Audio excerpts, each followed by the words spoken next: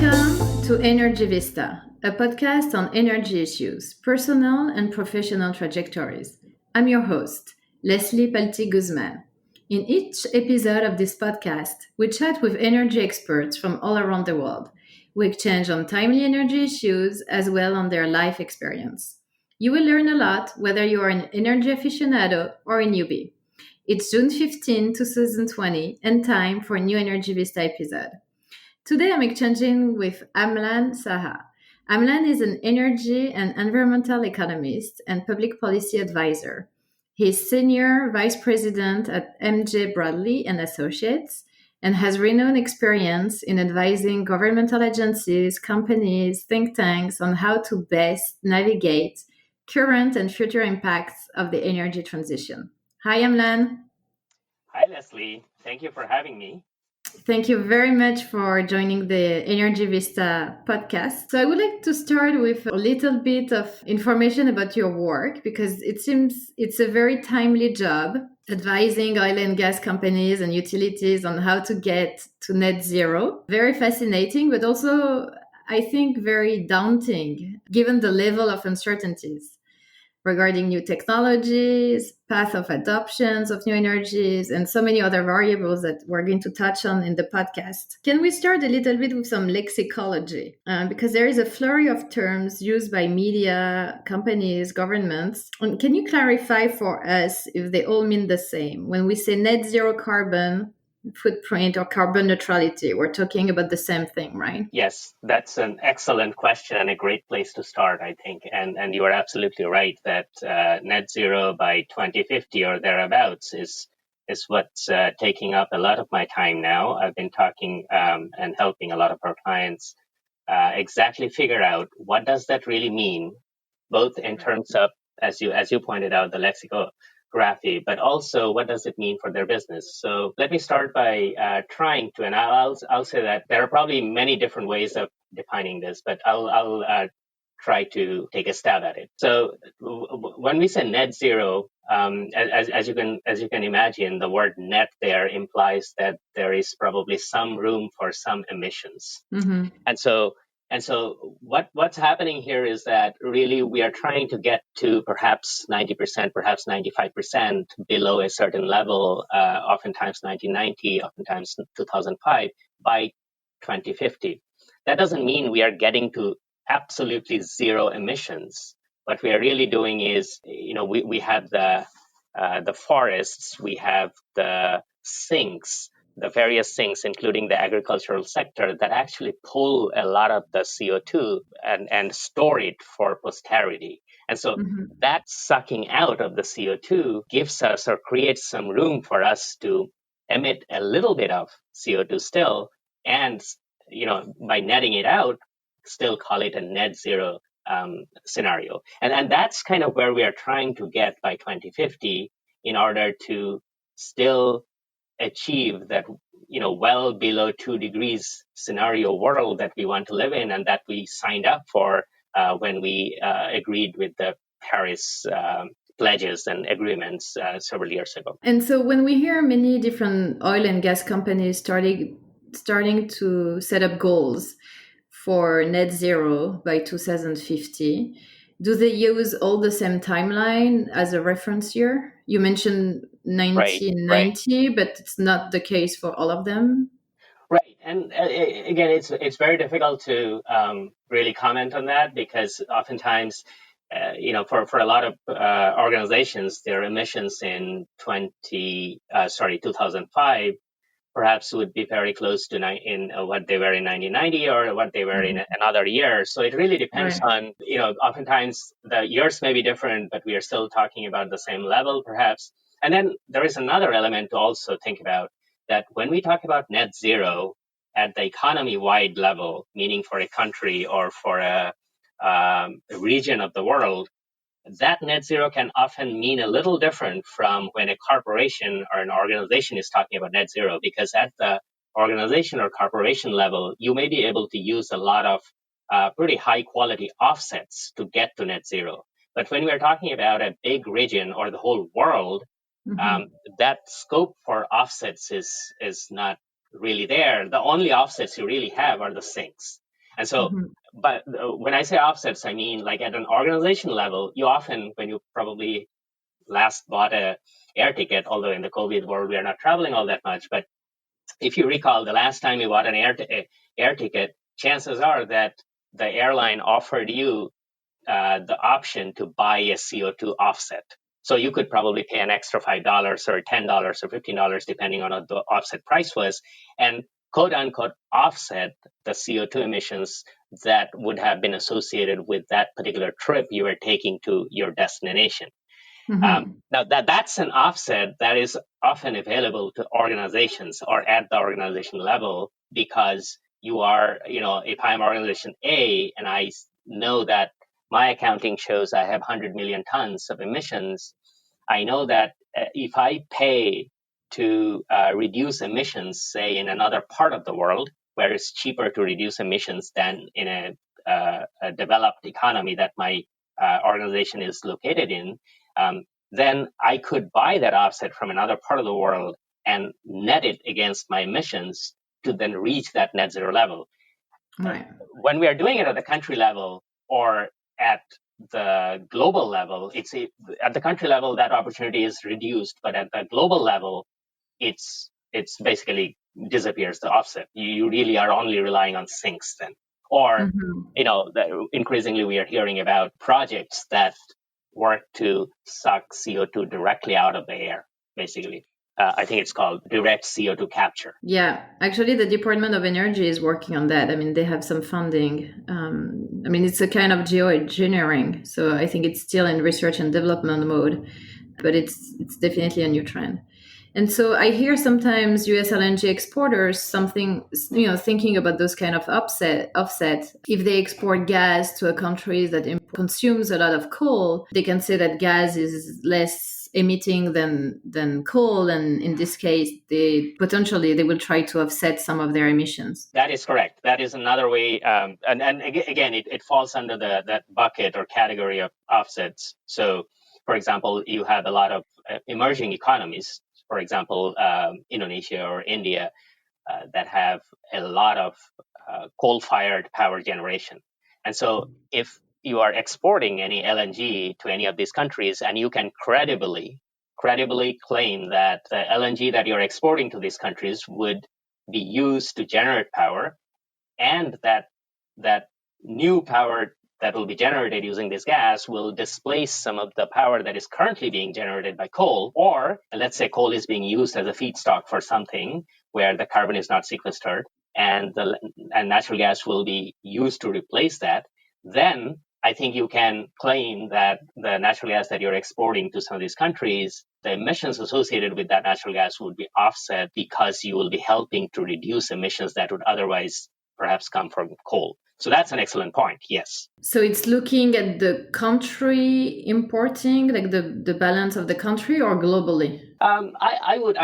We have actually helped several of our clients work through some of these issues. A couple of our clients were transporting gas across the world, and we have helped them work out both the economics as well as the carbon economics of that gas. So you would look at probably, say, currently the country produces X amount of power from coal. And then you would be looking at this LNG that is being exported to this country. What kind of projects would be using the gas? So would it be going to a new power plant? Would it be going to a power plant that is in a part of the grid that you can then either model, or you can credibly make a statement that power is going to displace the power, or a coal plant is going to be shut down as a result of that? If you could, essentially, it's not even coal. It's like if you can credibly point to a fact that the gas that you're exporting will result in a power plant that will displace another higher carbon power generating source. That could be oil in some countries, that could be coal. If you can do that, or sometimes it can be even gas, that because of this higher availability of gas, you're going to get what you would call a natural gas combined cycle facility instead of a simple cycle facility, which may be generating electricity at a much lower efficiency. So there are a lot of different ways to look at this.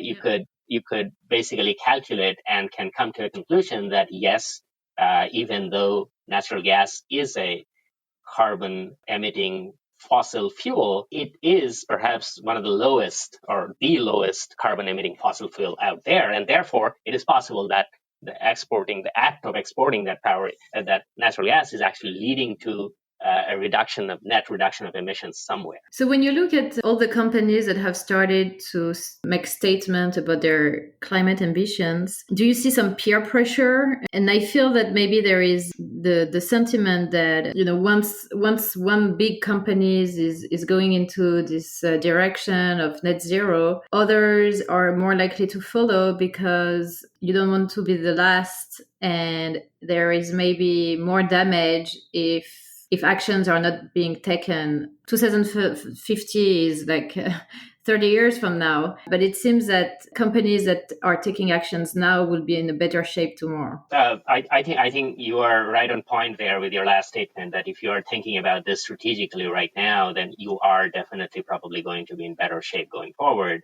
I think there are probably several ways to look at that question. Like, is there peer pressure, or are more companies taking action because others are taking action? I think there's an element of all of that. One of the things I think companies are looking at is, ultimately, if you're a gas company or an oil company or an oil and gas company, a lot of the value or future value of your company is, what's under the ground, and your ability to pull that out, develop it, and actually sell it. Now, if we know that we are heading towards a net zero target by 2050, and we need to go there because we want to save the world, we know that we cannot afford that level of carbon in the atmosphere, and we have all, collectively pledged to that sort of a target by way of the Paris agreements. Now, that sort of creates some impetus for public policy level action in the different countries. And as a company or an organization where my value depends on what, whether or not I can take out what's under the ground and develop and sell, and of course there will be carbon emissions associated with that. I think there is some pressure in terms of strategically figuring out, what is the optimal strategy here? What should I, in terms of strategy, what should I adopt here such that I can both maximize enterprise value as well as be consistent with, where we need to be in 2050 in terms of net zero? And a lot of companies are really scrambling strategically to figure that out, to figure out what is the optimal pathway from where we are today to 2050, and be sustainable. And when I use the word sustainable here, not in the environmental way, but in terms of sustainable for the organization. How do I keep my organization successful and continue to return the level of financial returns that I have been generating for my investors? How do I continue to do that, and yet at the same time be consistent with the net zero target in 2050? I think that these are some of the very high level questions that a lot of the oil and gas companies and other fossil and carbon intensive, in general, carbon intensive companies whose essentially, the bread and butter or the primary products happen to be, in general, carbon intensive, are, I think, thinking about a lot going forward. Yeah, well, that's why they're hiring you, right? It's a complex issue. Those strategy teams need some external point of view. But what are the hardest questions for the strategy teams looking at 2050 and their climate goals? Is it looking at the hard to treat sectors where electrification will take more time and might not be possible? Is it looking at the available technology and the ones that will coming up tomorrow, but with some big unknown like carbon capture and storage and use of this carbon?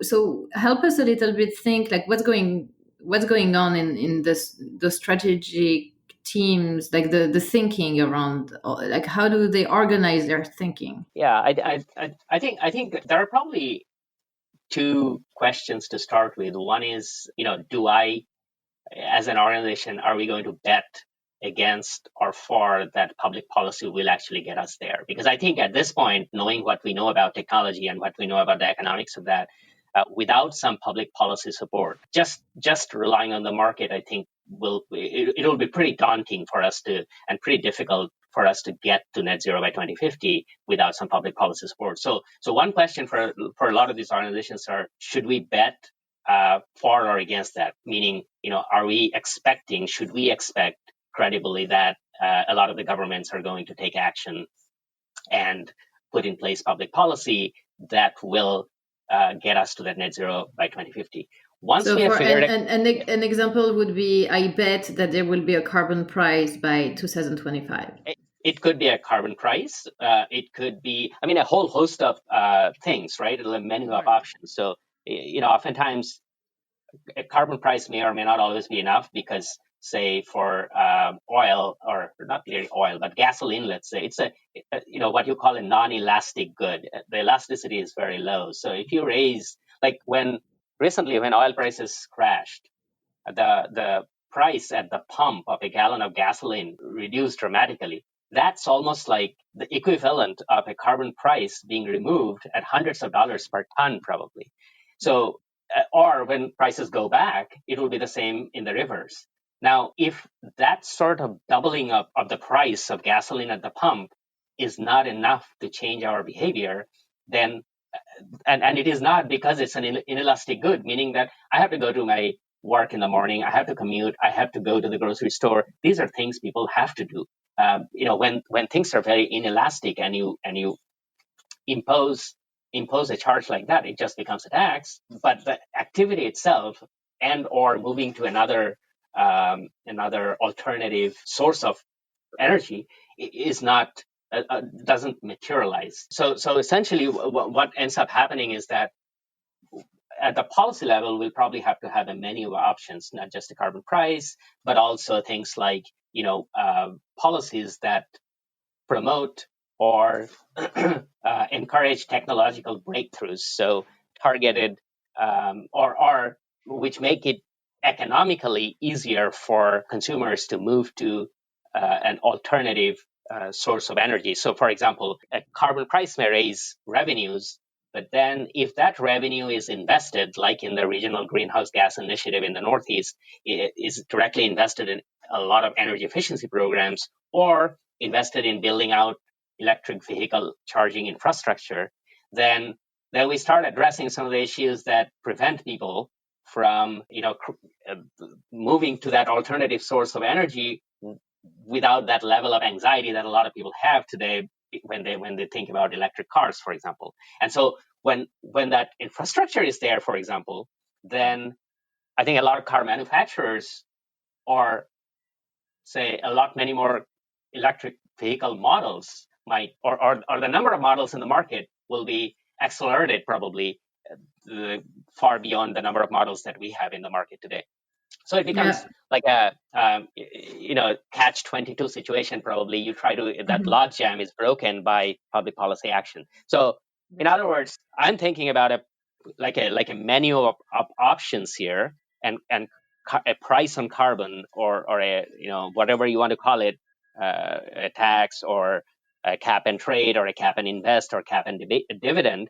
I think these are all like tools in a public policy toolkit for us to get to that net zero target. Yeah. So before I cut you off, you were saying that there are two major questions to ask. One is what will be the public policies, and the second one? So what will be the public policy landscape going forward? And then the second question that you ask is, because we are talking about net zero, because we are talking about it less than 2 degree world, we are talking about, we need to start thinking in terms of a carbon budget. So the world has a carbon budget in order to live within that net zero world. Now, within that carbon budget, if I'm an oil and gas company or another company that has carbon intensive products, I'm going to then start thinking about, within this budget, given the constraints, what are the implications for my products? And can I live within this budget all the while still making the sort of revenue and income that I have been generating for my investors? And if not, why not? And what do I need to do going forward? And if yes, will it be a sustainable process going forward? So those are the kinds of questions I think I would be thinking about. And I wanted to ask you also about the stranded assets. We started hearing a lot about stranded assets as a huge risk for utilities, including gas companies that have pipelines infrastructure. And there is the whole question of financial burden. How do you think it's going to be playing out for those utilities? Is it going to be a political hot potato for policymakers? Is it going to be a headache for investors? How utilities are starting to think about those assets? Yeah. So stranded assets is a fantastic question, I think, and I think we will increasingly hear about this. We are definitely talking about this to a lot of the organizations we work with, and I think increasingly we will hear a lot more, primarily because there is a really big amount of money currently invested in the energy infrastructure, and utilities is just one part of it. But I'm going to focus my answer on the utility part. So the key question then becomes really targeted at the residential and commercial sectors. For example, today in most residences and in most commercial buildings, we use gas for heating purposes, both space heating, water heating, and cooking. In the part of the world that I am in Boston, in Massachusetts, we do use a little bit, not really Massachusetts that much, but in New England, we do use a little bit of oil for that. But that's really a legacy holdover and will probably go away very soon in the future. But really, it's natural gas. And if you're really in a cold part of the country, you really rely on a lot of natural gas for heating purposes. Electricity probably doesn't, it's not as economic to rely on for heating purposes. Mm-hmm. So going forward, there is a lot of talk about, can we electrify homes and commercial buildings for heating, cooling purposes? A lot of the cooling is already electricity. And so if you clean up the electric sector and your cooling is already air conditioning and commercial cooling systems, they're already run on electricity, you can clean up the cooling part of the equation relatively more easily. Now, when you move to heating, though, you can think about, okay, we can electrify. There are some technologies that are really maturing and coming of age. But I think when you move to the colder parts of the country, there are still some pitfalls. And some of the technologies I have in mind include things like heat pumps, both air source heat pumps and ground source heat pumps. They work to a certain extent, but when temperatures really go low and in New England or in certain other parts of the United States, and elsewhere in the world, temperatures can really go low. Then heat pumps oftentimes don't work as well. So then you will still need a backup. You will still need a backup system. And so then the question becomes two parts probably. A, we will need a backup system, and we don't really have the technologies probably as well as we would like them to at this point in time. But then there's the other question that if we can electrify a lot of the homes, and that is our path to decarbonization, that is our path to net zero, then going back to your original point, what happens to the infrastructure that is already in place today? We have our customers. Do customers continue to pay? Correct. That's the question I'm getting to. Is like, there are a lot of pipes under the ground already that's being used.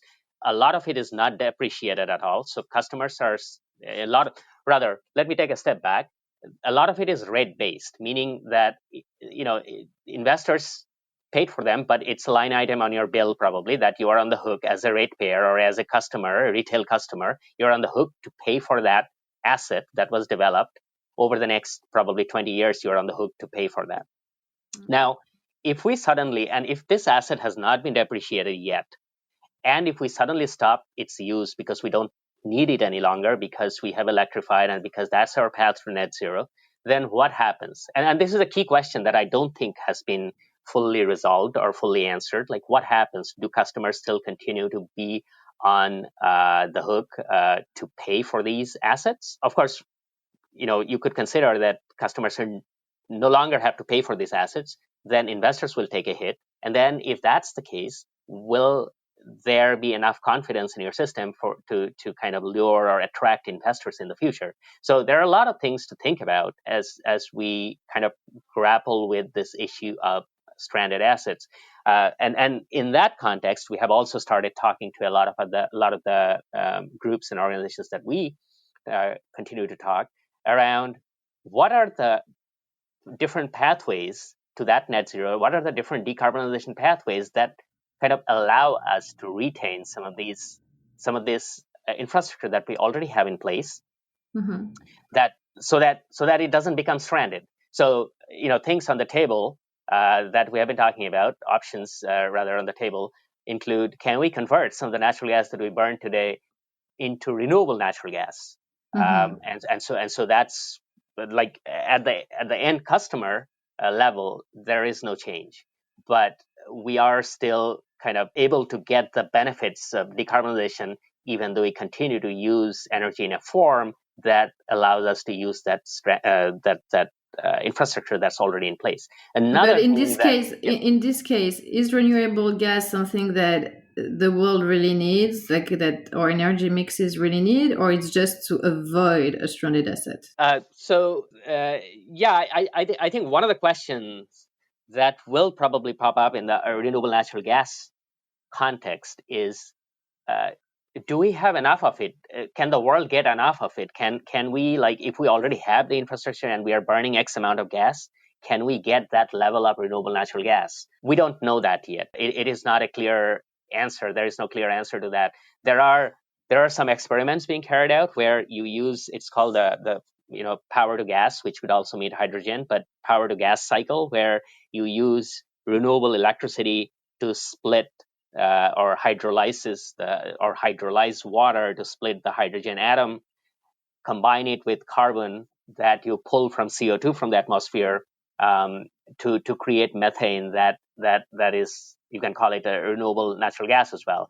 The economics of it at this point in time are horrible. They just don't work really Mm-hmm. economically. So I think there are a lot of things to consider there. Renewable natural gas is one, but I also just briefly mentioned that blending current the fossil natural gas with some level of hydrogen is another option, and to get that hydrogen through hydrolysis of water using renewable electricity. And this is a little more, I think, closer in terms of reality. There are systems that are already blending some level of hydrogen into the pipeline system, and so it Yeah. may be possible to do more or less of this going forward. Mm-hmm. In other words, there are these other uh, options that are being considered.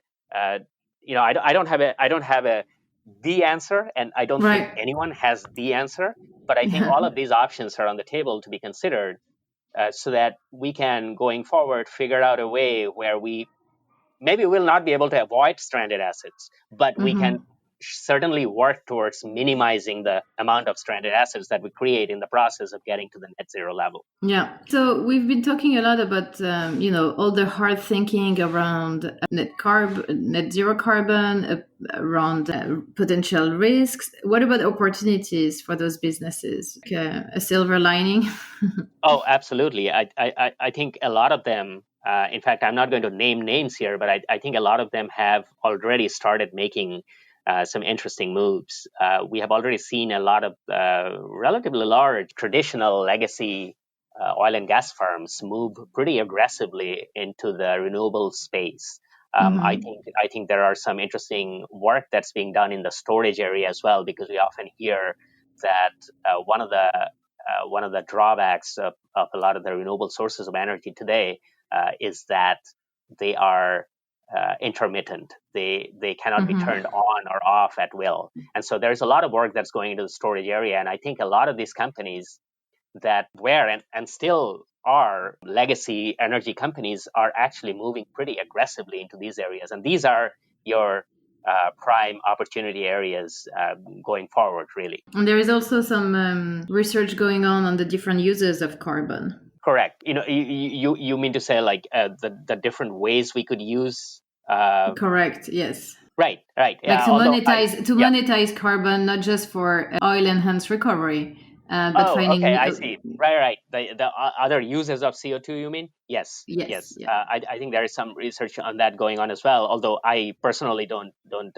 follow as closely that world. What's going to be the landscape you think in the next 2-3 years? Because we started to see some regions like the European Union with their own climate neutrality goals by 2050, some big oil and gas companies like Total, BP, Shell announcing net zero targets too. There is the Paris Agreement coordination. So do you think we're going to see sectors and countries and maybe some regional organizations like all having their own goals aiming into the same direction, or it's going to be very not coordinated at all? This much I can say, that there will certainly be a lot of shareholder pressure to at least as a step one disclose as accurately as possible the risks that are inherent or that the company faces from the climate change, not just the physical risks, but also transition risks. Meaning, um, I don't think a lot of the big companies today undertake what, for example, you may be familiar with this already, the TCFD related disclosure requirements, the task force on carbon related risk disclosures. The companies, I think, will be facing a lot of pressure from shareholders to understand. First of all, shareholders will want to understand what are the exact risks they are facing. Are these material risks? And so there will be a lot of pressure, and we are already seeing a lot of this pressure being brought forward during investor meetings, during in the form of shareholder resolutions. So we'll see a lot of that.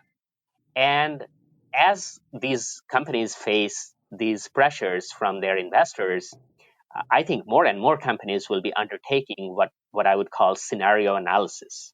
And a scenario analysis essentially means you are going to be, as I said or alluded to a little bit earlier on, in a net zero world, given we have this sort of a budget, what are the different scenarios we can consider or see playing out, and how do we as a company fare under those scenarios? I think, in the next 2 to 3 years, you will see many more big companies come out and either announce that they will be undertaking some serious scenario analysis, or may have completed their scenario analysis and will be publishing some really interesting and serious material out there for all of us to parse through and understand how these companies will be facing risks going forward and through 2050. Yeah, I totally agree. So it's a great transition to your personal and professional trajectory, Amlan. As in being in the energy world, you mean? No, when you mention scenario analysis. Oh, yes, absolutely. I mean, we have been personally, I have been involved in the power sector, electric power sector scenario analysis and strategic analysis in the U.S. for several years now, and so absolutely going forward, I think the electric sector has really been ahead of the curve. The electric sector has really cleaned itself up. It's on trajectory in the U.S. for some really interesting numbers going forward.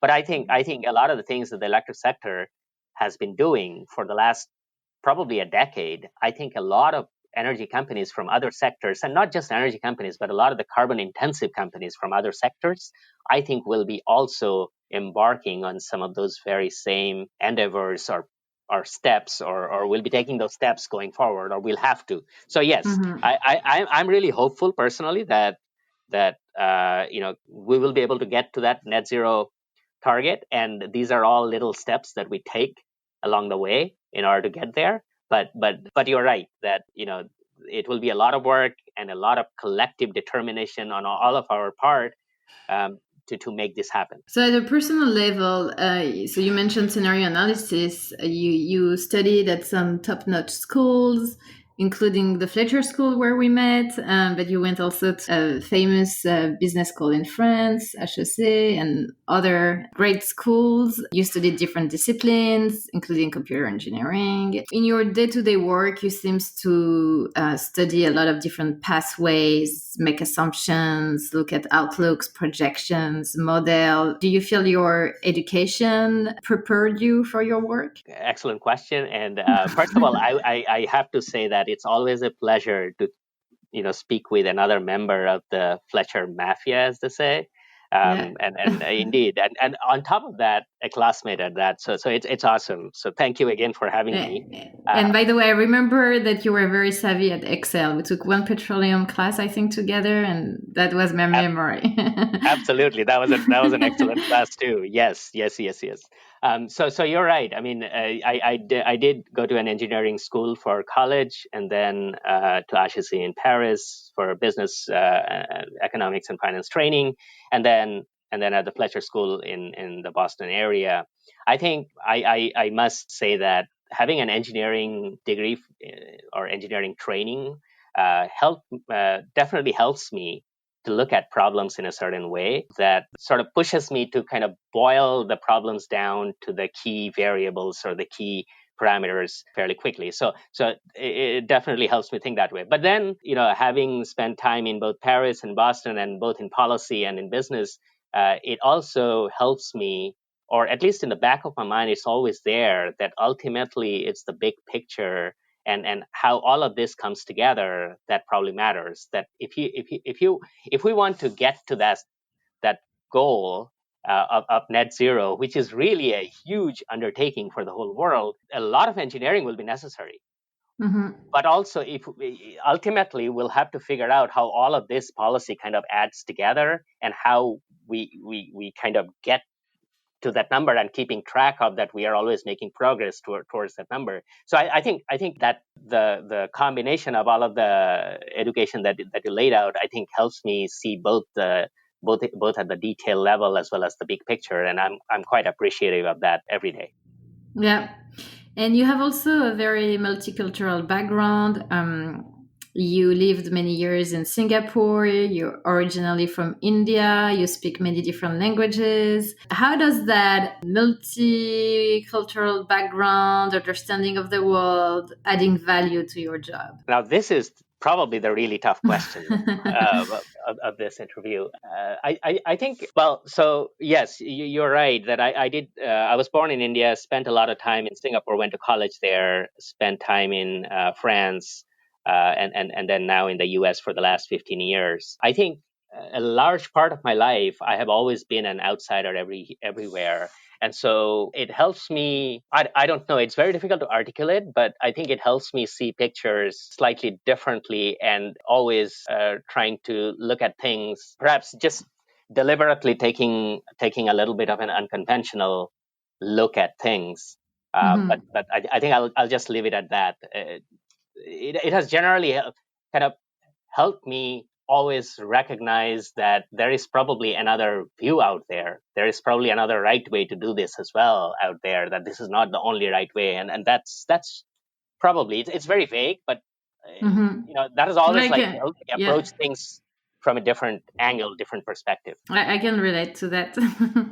And in terms of sectors, so right now you work in the energy sector, but in the past you touch on the telecom, airlines, all big sectors that have a big influence in the economy. You're happy where you are now with the energy sector, although it's ups and downs, but it's always interesting developments, I think. Yes, yes, no doubt about that. Yes, I did right out of graduate school, right out of Fletcher, when we were all looking for jobs. I did consider different sectors of the economy, and what I was really looking at was, given my business training in Paris and public policy training at Fletcher, I was looking for some part of the economy that was heavily regulated, that had national security angle to it, and was largely run by the private sector. And so somehow it worked out that energy happens to be one of those sectors. And on top of that, If I may, you had already very defined filters. well, yes, and I don't know. A lot of my friends joke that I unnecessarily look for complications, and then probably this is one of them. But it had also one of the things that has been very rewarding in the last, I've been working for the last, say, coming to 13 years or so. One of the things that has been extremely rewarding is that um, I have been able to work on some of the most complicated problems of probably my generation, and definitely in the last 10 years. And going forward, as you pointed out, there is a lot of transition related work to do. And I feel that I'm trying in a very small way, in my own very, very small way, trying to contribute to that goal that we have in front of us of getting to net zero by 2050. So I feel incredibly lucky to be able to work on these problems. Right. Well, that's a good way to end the podcast on a very positive and optimistic note. Thank you very much, Amlan, for joining us. Thank you, Leslie, again for having me. It was wonderful speaking with you. Thank you.